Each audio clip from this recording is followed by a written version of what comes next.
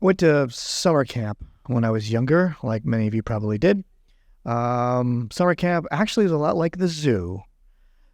Great deal of, when the kids got older, there's a great deal of mating, but also a lot of, toxic masculinity, really. So when I was 12, I was in a bunk with some very rambunctious boys and two counselors who were, shall I say, they like to encourage that rambunctious behavior. They trafficked in sarcasm. They trafficked in a great deal of ridicule. They like to make fun of people. They like to be acerbic and caustic, and everybody ate it up. They thought it was hilarious. This was 1987 when that thing was still legal. So as a sensitive person, I was often sort of victim of some of these more rambunctious kinds of behaviors, and I also often found myself on the receiving end of insults and things like that. And so the frequently asked questions, really two, the first of which was, why are you so sensitive? I would often get that question. And at summer camp, that question is like 10 times as bad. And a question that's 1,000 times as bad at summer camp is, are you going to cry? Which was always the next one. And cry, I did a lot. I would cry really pretty much anything. I cried on the first day of camp when I was 10 because my sister had drawn a little picture on the bottom of my plastic bathroom cup. And the first time I went to the bathroom, I set it on the sink and the picture got kind of like wiped away. And so I cried because of that. Because it seemed very sad to me. I was all homesick already. And now I was already losing a part of my family because I'd lost their artistic creativity. So it's those kinds of things that put me sort of on the outs of some of the tougher kids. And that was sort of a position that I held as kind of the kid who always was about to cry or you get him to cry. Saturday night, we had a special dinner and there was ice cream at the end of it. Every Saturday night at camp. That was a real fun thing that people were really excited about. And this particular Saturday night, we'd had a trivia contest and I'd won it, which meant, by all intents and purposes, that I would receive a second ice cream. This is very exciting, to me at least. Nobody else seemed to care as much as I did, but I was really, really into it. Winning the competition was extremely exciting. And then getting the second ice cream was like, the icing on top.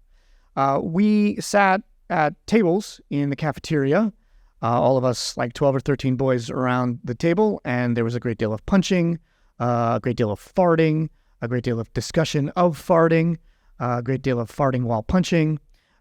Whenever there was a holiday, we like to there's like a July 4th sort of thing. There would be our own version of the holiday, which is like what they would call, so because it was a Jewish camp, that was like Hebrew, so Yom means day, and so what they came up with was Yom Pain, where they would choose one boy and punch him so hard that he wound up underneath the table, and they would continue punching him until somebody told them to stop. Now, because our counselors enjoyed this sort of thing, they watched it happen and they encouraged it, and they clapped right along. Continue punching Roger. He loves it. Roger is screaming and crying and bleeding. That's okay. He likes it. Keep punching him. So Yom Pain was every single day. Choose one person, punch him under the table. Great. I was always deathly afraid of being the victim of Yom Pain. This Saturday night luckily we'd skipped over Yom Pain for that particular day.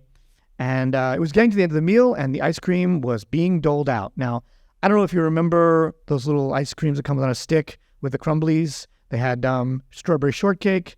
They had chocolate and toasted almond, which I just learned they've retired, which is very sad. Chocolate was my favorite. I would not turn down a strawberry shortcake or a toasted almond, but chocolate was definitely my favorite. I love those little crumblies, and that was the kind of ice cream they had, and I was going to get a second one. It was beyond the best day of my life. So around comes the ice cream. I get my first ice cream, and then all of a sudden, they're out of ice cream. No more chocolate eclairs. No second ice cream for me. Nobody seemed to care as much as I did. I was even embarrassed about saying, like, hey, I think maybe you forgot me. Remember I won that second ice cream? And the counselor was like, oh, yeah, you won that second ice cream. Great. Well, sorry, you're not getting it. And this injustice seemed so great and so powerful and so crushing that I did the thing that you're not supposed to do as a 12-year-old boy ever. I started to cry.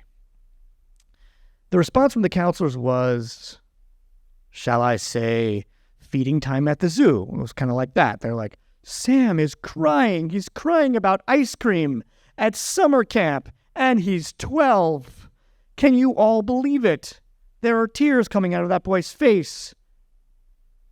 So this was the lot that I was sort of left with as a 12-year-old. And, I've worked my way through it, and I come to think of it, I really don't cry that much anymore. I probably should. I have an 11-year-old son who does cry. He cries sometimes at the end of his soccer games because the emotion is so great, and he comes off the field and he's about to cry, and he looks at me and I look at him and I ask him the same frequently asked question. I say, are you going to cry? And he says, yeah. And I say, it's perfectly okay. Let me hold you while you do it. Thank you.